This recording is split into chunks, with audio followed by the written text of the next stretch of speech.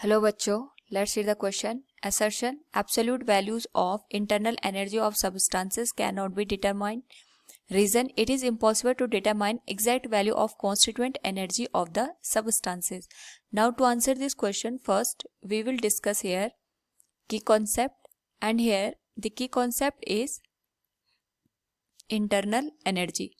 Now यहाँ पे according to the question सबसे पहले अगर हम बात करें असर्शन की, तो ये पूछ रहा है कि absolute values of internal energy of substances can not be determined. Now basically अगर हम बात करें यहाँ पे इंटरनल एनर्जी की, तो इंटरनल एनर्जी हमारे पास किसी भी सब्सटेंस के लिए डिपेंड करती है एटम्स के ऊपर, या फिर हमारे पास यहाँ पे जो इलेक्ट्रॉन्स होते हैं या हमारे पास जो न्यूक्लियस होता है उसके करस्पॉन्डिंग यहाँ पे जो भी एनर्जीज आती हैं, लाइक रोटेशनल एनर्जी, या अगर हम बात करें यहाँ पे ट्रांसलेशनल एनर्जी की, या फिर हम बात करें यहाँ पे वाइब्रेशनल एनर्जी की, तो इन सारी एनर्जी का जो यहाँ पे सम होता है, ये सारा का सारा मिलके हमारे पास इंटरनल एनर्जी को फॉर्म करता है.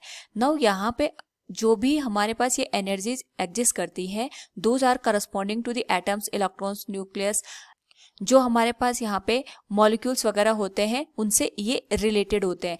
तो बेसिकली अगर हम बात करें यहाँ पे, तो एटम्स हो गए चाहे इलेक्ट्रॉन्स हो गए, तो इनके करस्पॉन्डिंग हर एक एनर्जी की हमें यहाँ पे एब्सोल्यूट वैल्यू पता नहीं हो सकती है. यानी अगर हम इसको अंडरस्टैंड करें, सपोज हमारे पास कोई एटम है, एटम में हमारे पास जो इलेक्ट्रॉन्स रिवॉल्व करते हैं अराउंड द न्यूक्लियस, उनकी बाइंडिंग एनर्जी को एग्जैक्टली कैलकुलेट करने से अच्छा हमारे पास ये होता है कि हम ये फाइंड आउट कर लें कि किसी भी इलेक्ट्रॉन्स को उसकी ऑर्बिट से बाहर निकालने के लिए यहाँ पे कितनी एनर्जी की रिक्वायरमेंट है.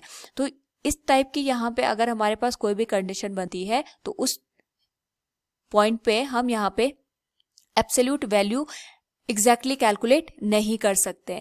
और इस केस में हम हमेशा ये देखते हैं कि हमारे पास यहाँ पे चेंज कितना आ रहा है. चेंज के करस्पॉन्डिंग यहाँ पे किसी भी इंटरनल एनर्जी को डिफाइन करना आसान होता है. So we can say we can find out the change in internal energy rather than कि हमारे पास यहाँ पे हम एब्सोल्यूट वैल्यू को कैलकुलेट कर पाए. और साथ में जो हमारे पास रीजन पार्ट है, ये कह रहा है कि it is impossible to determine the exact value of constituent energy of the substances.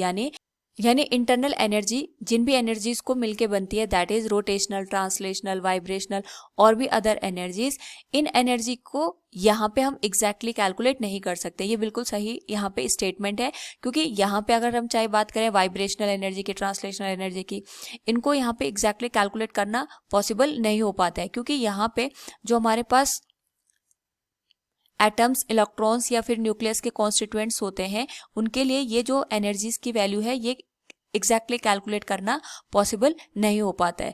तो यहाँ पे अकॉर्डिंग टू द क्वेश्चन हम बात करें, तो assertion is given as absolute value of internal energy of substance cannot be determined. It is correct one, and it is impossible to determine exact value of constituent energy of the substances. This one is also correct. तभी हम यहाँ पे internal energy को exactly calculate नहीं कर पाते. So from the given option we can say here both A and R are true, and R is the correct explanation of the A. Option A will be the correct one. Hope all you understood it. Thank you and best of luck.